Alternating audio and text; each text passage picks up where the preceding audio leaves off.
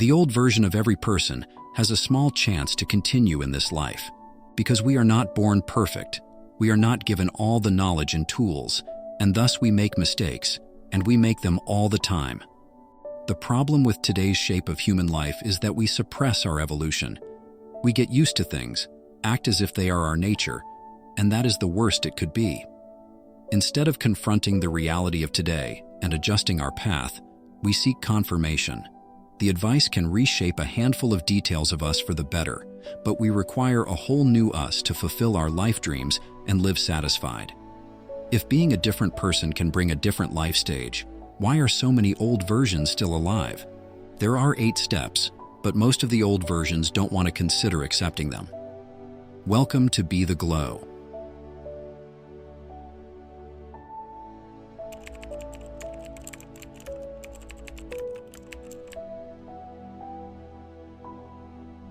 Identify what's dying. Killing your old version or reinventing yourself has a process. The first step is to identify what's dying. Understanding and accepting that your old self is dying is the essential step. For most of us, failing to identify whatever that old self is dying is what is denying us that beautiful transformation that we are craving. We are so used to the old version of ourselves that the thought of a new version of us is a taboo. Before you start reasoning about creating a new version of yourself, take your time and evaluate your current self. If you're not happy, take your time to sit down and reflect. Am I happy with the direction that my life is taking? What is really killing me? What is it that I don't like about myself? Take your time and be very clear about what is not right with your old self, so that whatever you're going to do doesn't create the same old you, or even a worse product. What is really holding you down? This isn't about generic habits like procrastination or bad routines. Go deeper. What beliefs about yourself are you holding on to? What fears or outdated perceptions are keeping you stuck? Write them down. Look at your old self like a stranger. What would you change if you weren't emotionally attached to that person? Be very clear about who is really denying your success before you kill your old self and start reinventing. Second step is stop seeking validation from your past. The past is irrelevant to who you are becoming. The prime enemy of anything new is something old that worked well once. By validating yourself and your past, you let it define the future. You humiliate yourself and refuse to give yourself credit in the areas where it's due. Even when it is, you attribute your progress to those who have nothing or very little to do with it. In doing so, you deny yourself the opportunity to take pride in your decisions, actions, and accomplishments, and detract from the motivation needed to continue to grow and learn on your path. Until you stop looking at the world for a virtual pat on the back, you'll never be sure that you could have kept going on without it. Why not believe in your ability to succeed rather than just relying on it? You've proven yourself wrong, and if you gave yourself half a chance, you'd see that you can be your best supporter. Far better than that ragged, distorted, continually shifting, and maddeningly intangible image you've come to rely on to stay above water. The validation game is easy, but it also keeps you on the sidelines, a victim of the memories that you are trying so hard to get past. Make peace with your shadows. Shame gets in the way of reinvention. It keeps you imprisoned in your reputation. It keeps you caged by the learned belief you are nothing more than an image, a two-dimensional rendering for public consumption. First, you need to label the things in your life you are most ashamed of revealing. Write them down. Embrace them. You're not going to tell the world about them, but don't let them control your life. The first step to freedom is owning your errors and transgressions. Why are these shameful things hanging on? They have so much power because to you, they reveal something about you that is true in your heart of hearts. You can't change them, so you're ashamed. That shame is preventing you from evolving because it's blocking your capacity to be the next version of yourself. And precisely because you're trying to be ashamed and hide it, these things are forcing you to live up to an idea you no longer support. Stop fighting your shadows. The more you suppress them, the stronger they become. Once you accept these darker parts, they lose their power. You'll realize that you're not just killing your old self, you're evolving it. Stop repeating the same story. You will be surprised at what comes out of this process, because many of our beliefs about who we are and what we are capable of originated with a younger, less experienced version of us. There are many stories that we repeat about ourselves.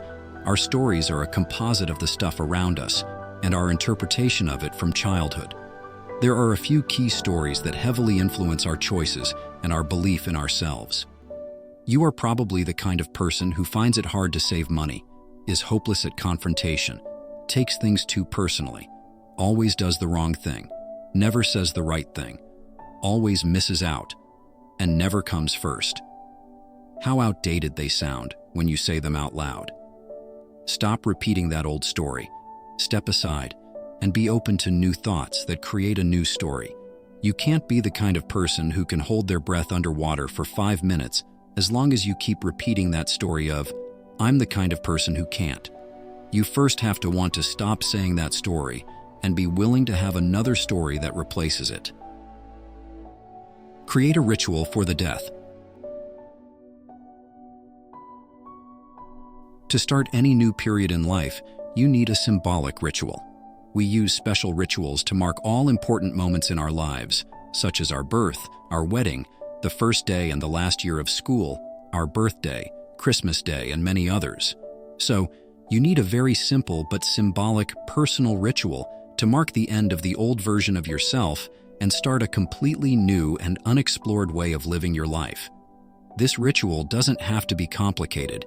It could be writing down everything that represents your old self, your fears, your limitations, your past, and burning the paper.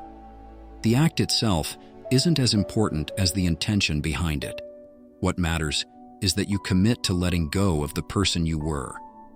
This small but powerful act will create a mental shift, signaling the end of one chapter and the beginning of another. Detach from old environments. Only in discomfort will the old self finally break down. You are a product of your environment.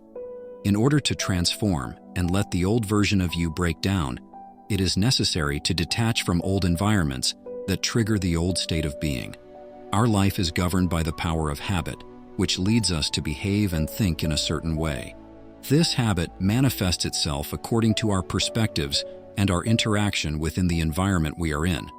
Detaching from environmental influences long enough to get out of the same energy field that created these habits can be rewarding. By eliminating the lowest, most suppressive, most negative influences from your life, like particular drugs, toxic people, and unfulfilling jobs, you'll find new perspective and vision.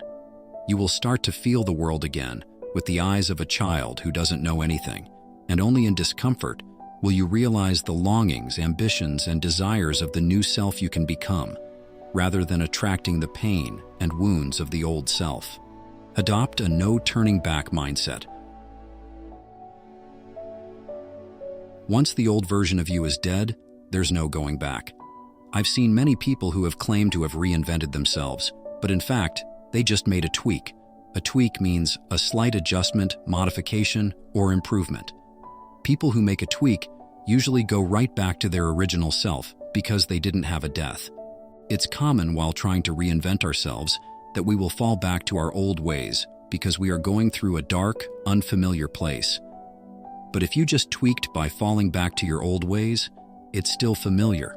We do have the strength to keep fighting and live and become the person we truly are meant to be. These are the facts. We just have to live and keep fighting. Give birth to the new you every day. We are born, we grow, and we die. Every day, in the most intrinsic yet profound ways, we are giving birth and dying. But many of us are in a draconian mode, where everything is sick and nothing is allowed to be born or to grow. We are imprisoned by the comfort of what we know. So even when our body functions on routine autopilot, we have boarded a ship to nowhere. To kill your old self and be reborn, you need to understand that life is about continuous renewal, about giving birth to a better you every day. Because losing your old self and your autocratic habits is not a one-time event. It is challenging, and you have to be on guard and work hard to kill it, but it's doable by all of us. Some people think that old souls have the wisdom that comes from living many lifetimes. Yet perhaps true growth always comes when one allows life to move through you. But when you hold on to it, dig in your heels, and refuse to change, you start to die. After all, it's not the age, but your desire for growth that makes you a wise, sage-like soul. It's the death of your old self that gives birth to your new self. Are you willing to let your old self die? Are you willing to kill it off and reinvent who you are? Answer that in the comments.